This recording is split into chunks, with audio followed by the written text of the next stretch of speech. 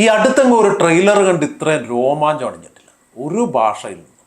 അതാണ് സാക്ഷാൽ എമ്പുരാൻ. ശരിക്കും പറഞ്ഞാൽ ട്രെയിലർ എത്ര തവണ കണ്ടു എന്ന് എനിക്കറിയില്ല. ഓരോ തവണ കാണുമ്പോഴും വല്ലാത്തൊരു ഗൂസ് ബംസ്. അതാണ് സാക്ഷാൽ എമ്പുരാൻ.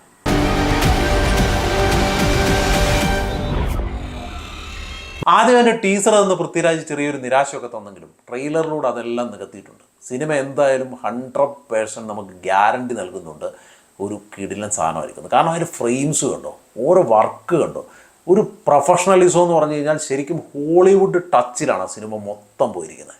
അത് വല്ലാത്ത ഫീല് തന്നെ നമുക്ക് ആ സിനിമ ഉടനീളം അല്ലെങ്കിൽ ട്രെയിലർ ഉടനീളം നൽകുന്നുണ്ട്. എന്തായാലും അത് സിനിമയിൽ നമുക്ക് പ്രതീക്ഷിക്കാം എന്നുള്ളത് തന്നെയാണ്. എന്തായാലും ലൂസിഫർ നമ്മളോട് പങ്കുവച്ച ഒരു രാഷ്ട്രീയ കഥ, അതിൻ്റെ ഒരു തുടർച്ച തന്നെയായിരിക്കാം ഈ സിനിമ എന്ന് ട്രെയിലർ നമുക്ക് മനസ്സിലാക്കി തരുന്നുണ്ട്. ഒരുപാട് നിഗൂഢതകൾ, ഒരുപാട് സസ്പെൻസുകൾ അത് പൃഥ്വിരാജ് എന്ന സംവിധായകൻ ഈ ട്രെയിലറിൽ ഒളിപ്പിച്ചിട്ടുണ്ടെങ്കിലും തുടക്കം മുതൽ അവസാനം വരെ പറഞ്ഞു പോകുന്ന ഒന്നുണ്ട്, സാക്ഷാൽ ജതിൻ രാംദാസിൻ്റെ വില്ലനിസം. എന്തായാലും മലയാള സിനിമയിൽ ടൊവിനോയുടെ ഒരു കിടിലൻ വില്ലനിസം വരാൻ പോകുന്നു എന്ന് തന്നെയാണ് ഈ ട്രെയിലർ നമുക്ക് മനസ്സിലാക്കുന്നത്. എന്തായാലും നമുക്ക് നമ്മുടെ ട്രെയിലറിനെ ഒന്ന് കീറി മുറിച്ച് നോക്കാം. അപ്പോൾ മനസ്സിലാവും ഇതിനകത്ത് യഥാർത്ഥ വില്ലൻ ആരാണ്. എൻ്റെ മക്കളല്ല എൻ്റെ പിന്തുടർച്ചക്കാർ. രാംദാസ് സാറിൻ്റെ വാക്കുകളിൽ നിന്നാണ് ട്രെയിലർ ആരംഭിക്കുന്നത്. എൻ്റെ മക്കളല്ല എൻ്റെ പിന്തുടർച്ചക്കാർ എന്ന് പറഞ്ഞിട്ടാണ് അദ്ദേഹത്തിൻ്റെ വാക്കുകൾ ആരംഭിക്കുന്നത്. അവിടെ നിന്ന് നമുക്ക് മനസ്സിലാവും ഇവിടെ എന്തോ ഒരു സ്പാർക്കുണ്ട് എന്ന്. പിന്നെ നമ്മുടെ സാക്ഷാൽ പ്രിയദർശിനി രാംദാസ് പറയുന്നുണ്ട്, രക്തബന്ധത്തേക്കാൾ മനുഷ്യബന്ധങ്ങൾക്ക്, മനുഷ്യജീവനാണ് ഞാൻ വില കൽപ്പിക്കുന്നതെന്ന്. മനുഷ്യജീവന് മുകളിൽ ഒരു രക്തബന്ധത്തിനും വിലയുണ്ട് എന്ന് ഞാൻ കരുതുന്നില്ല. പിന്നീട് അങ്ങോട്ട് കടന്നു ചെല്ലുമ്പോൾ നമ്മുടെ ഫാസിൽ അവതരിപ്പിക്കുന്ന അച്ഛൻ കഥാപാത്രം പറഞ്ഞു പോകുന്ന ഒരു ഡയലോഗ്, പിതാവിൻ്റെയും പുത്രൻ്റെയും ഇടയിൽ വിരിഞ്ഞ ഇരുട്ടിൻ്റെ പൂവ്. പിതാവിൻ്റെയും പുത്രൻ്റെയും ഇടയിൽ വിരിഞ്ഞ ഇരുട്ടിൻ്റെ പൂവ്. ആ ഡയലോഗ് ഒരു പഞ്ച് ഡയലോഗാണ്. പക്ഷേ അവിടെയും ജതിൻ രാംദാസിലേക്കുള്ള ഒരു ചൂണ്ടലുണ്ട്. ശരിക്കും പറഞ്ഞാൽ ലൂസിഫർ അവസാനിപ്പിക്കുന്നതും ജതിൻ രാംദാസാണ് അടുത്ത സിനിമയുടെ അടുത്ത സെക്കൻഡ് പാർട്ടിൻ്റെ വില്ലെന്ന് നമ്മളെ ഓർമ്മിപ്പിച്ചുകൊണ്ടാണ് സിനിമ അവസാനിക്കുന്നത്. പക്ഷേ ഈ നാടും നാട്ടുകാരും അറിയുന്നില്ല, ഇത്രയും കാലം ഇവരെ കാത്തത് ദൈവമായിരുന്നില്ല എന്ന സത്യം. ഇനിയും ദൈവമായിരിക്കില്ല ഇവരെ കാക്കുന്നത് എന്ന സത്യം.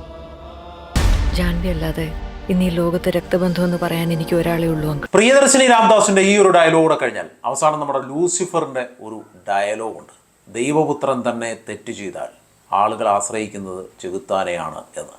അവിടെ പൂർണ്ണമായി ഈ ചിത്രത്തിൻ്റെ ഒരു തുറന്നുകാട്ടൽ, അതിലെ ജതിൻ രാംദാസിൻ്റെ വില്ലനിസം കൃത്യമാക്കി പൃഥ്വിരാജ് മനസ്സിലാക്കി തരുന്നുണ്ട്.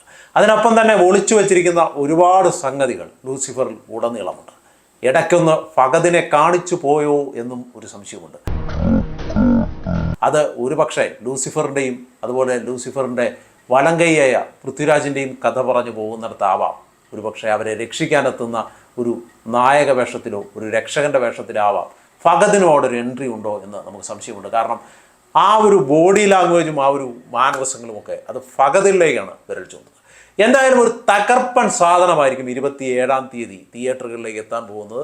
ടിക്കറ്റ് ഒരുപാട് ഇപ്പോൾ തന്നെ ആളുകൾ ബുക്ക് ചെയ്ത് കഴിഞ്ഞിരിക്കുന്നു. എങ്കിൽ പോലും ഇത് മലയാള സിനിമയ്ക്ക് ഉണ്ടാക്കാൻ പോകുന്ന ഒരു ചരിത്ര വിജയമാണ് എന്ന് നമുക്ക് മനസ്സിലാക്കി തരുന്ന ഒന്ന് തന്നെയാണ് ലൂസിഫറിൻ്റെ ട്രെയിലർ.